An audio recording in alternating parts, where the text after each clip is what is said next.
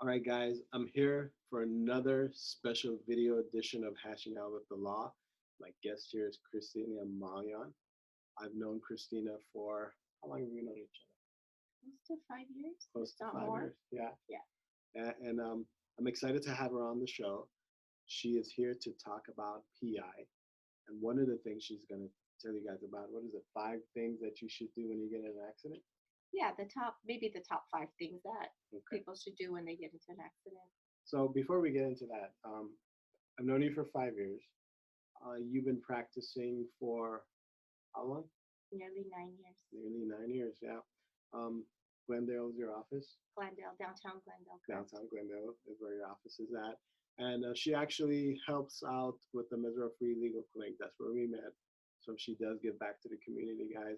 Um, Christina, tell us a little bit about your practice before we get into the accidents. Tell us anything you want to say to the, I was going to say listeners, but we have viewers too. So tell us a little bit. So I've been practicing for 9 years. I started out in a litigation boutique firm for my first maybe 4 years, and then decided to branch off to my own practice where the firm primarily focuses on personal injury accident cases and estate planning. Okay, that's awesome. And you do mostly the personal injury cases, Yes, right? I do catastrophic personal auto injury cases. Okay. Correct. So I'm driving, I get in an accident. What are the 5 things I should do? Okay.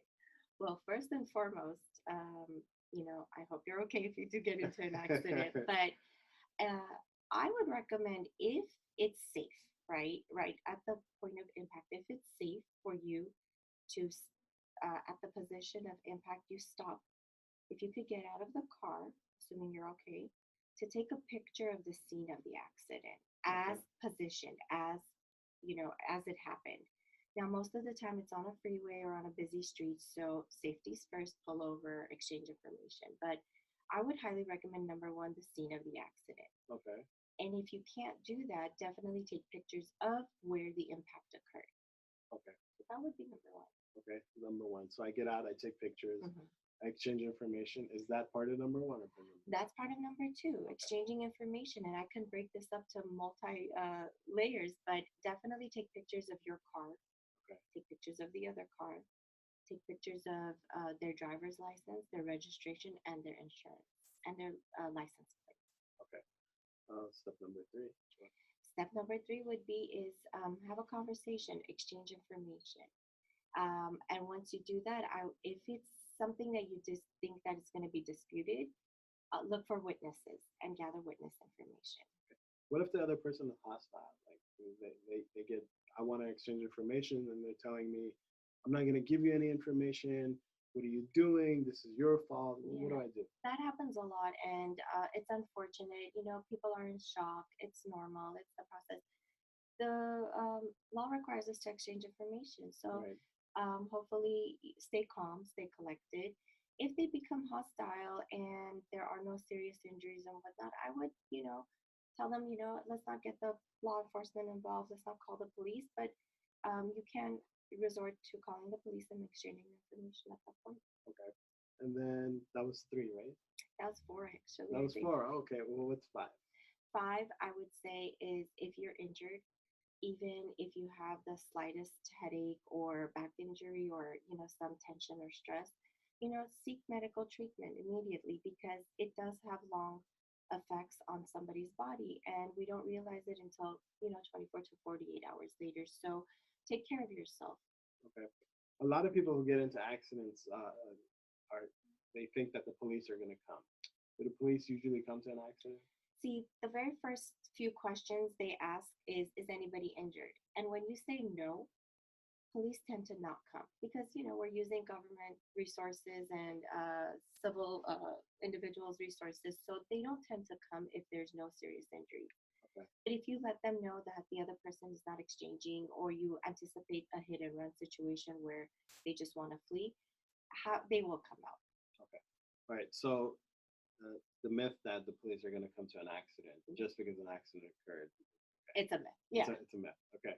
All right. So I've done all this. Now I want to, I'm injured and I want the other person to pay for my bills? I have these medical bills. What do I do? Well, hopefully prior to you stacking up all the medical bills, you've talked to your insurance carrier. Okay. But prior to that, I would always say talk to a lawyer where it's free. It's a free consultation. We don't charge anything to have a conversation. And I always tell anybody that gets involved in an accident, just call me.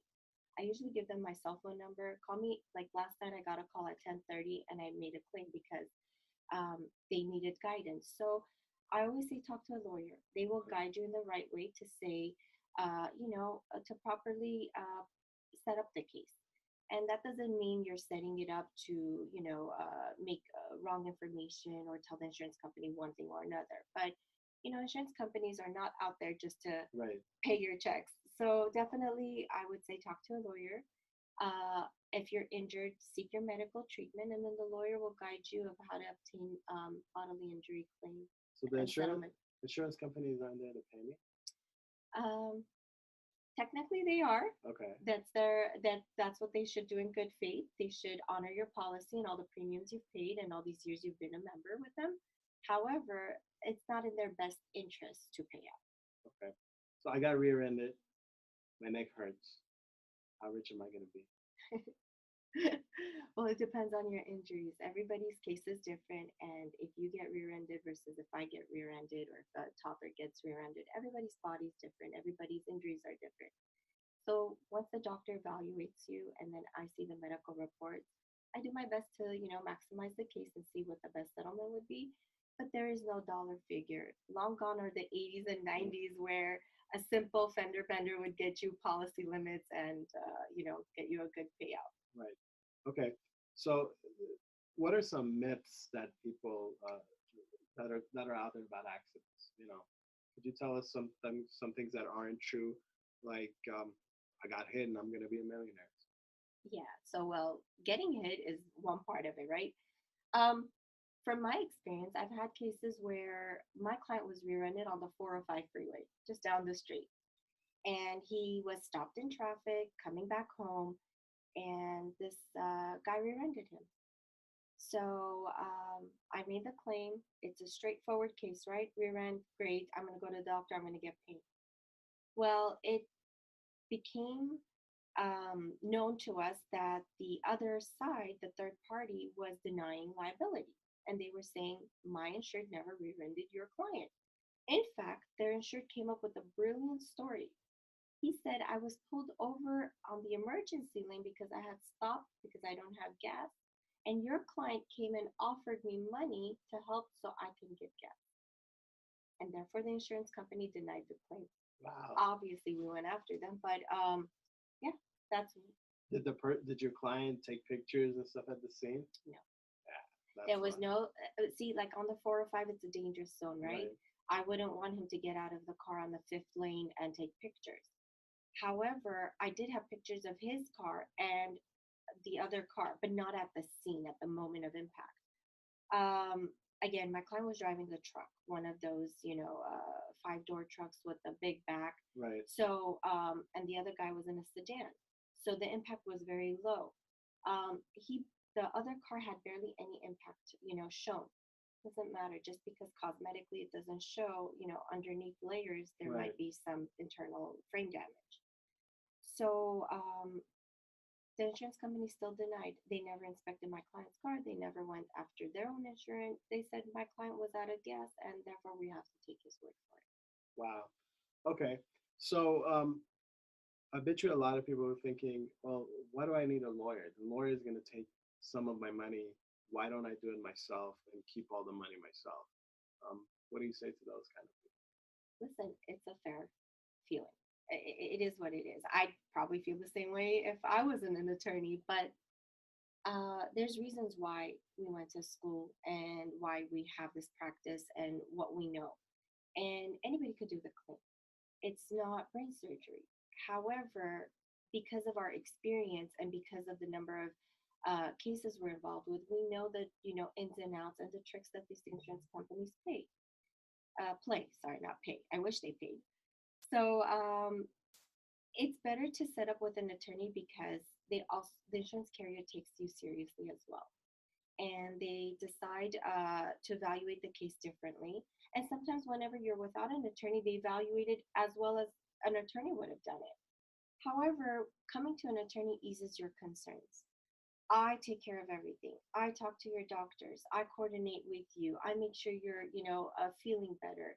I'm playing therapist. I am there for you. I'm a phone call away, day and night. I'm an email away.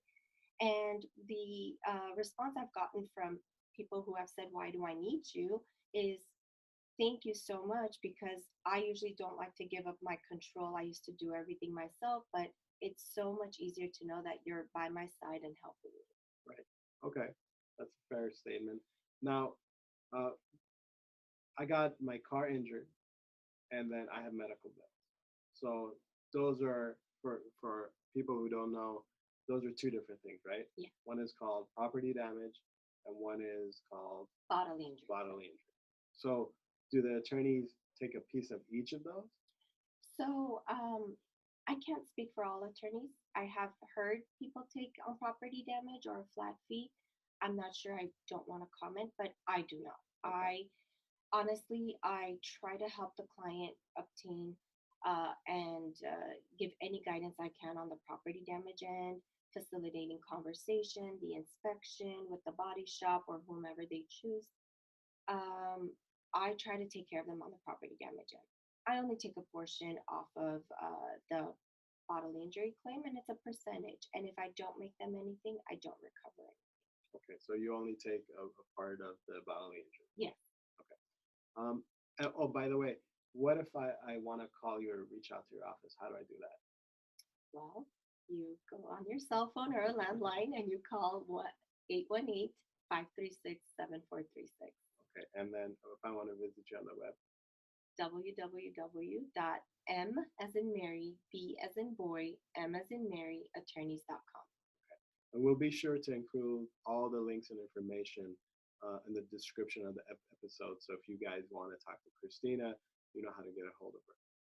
Christina, anything else we left out about the accident process or the personal injury process? Oh, I have a question for you. Sure. Before you answer that one. How long does it usually take for an accident case to resolve?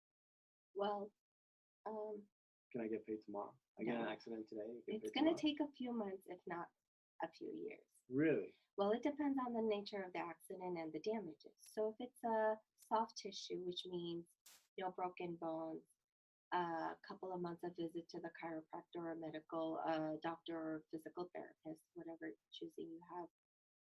If your images, are negative, like you don't have any disc herniations or protrusions or there's no serious damage.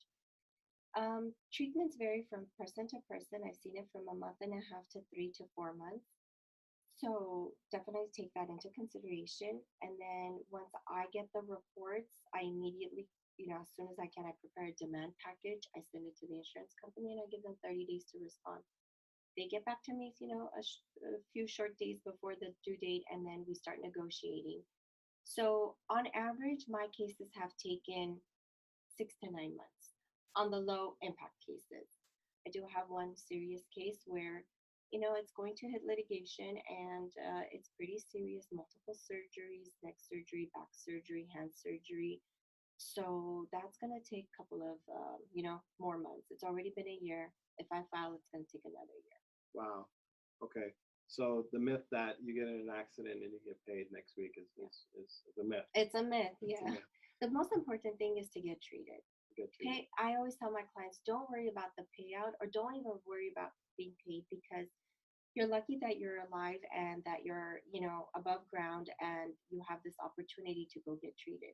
And you're pretty much getting treated almost for free because doctors treat you on a lien. They also wait to get paid at the end too. So take care of yourself, get treated. Okay. That leads me to another question. So I got 3 or 4 doctors that I'm going to, and I got the attorney. In what order do I get paid? Does everybody else get paid first and then I get paid? Well, actually, pursuant to the code, the attorney's fees do come off the top. Okay. So, but nobody literally gets a payout immediately. So the settlement check would come in. My practice is I have to disclose the settlement amount to my client. I have to get their approval. Once I get their approval, I have already an understanding from my doctors of how much they're going to take, because my client would like to know, out of the lump sum settlement, what are they going to take home? So if I settle a case for $25,000, that's great. But if the bills are $20,000 medical bills, and I've already taken my 35%, the client could do the math. So to me, to advise a client whether or not if we should move forward to litigation or settle at pre-litigation, it's best for me to say, listen, here's how much come off the top for my attorney's fees. Your bills are $20,000, but I've negotiated it to $5,000, $10,000, and the remaining is yours. Okay. And then they could make a, informative decision if they want to settle or not. Okay. All right.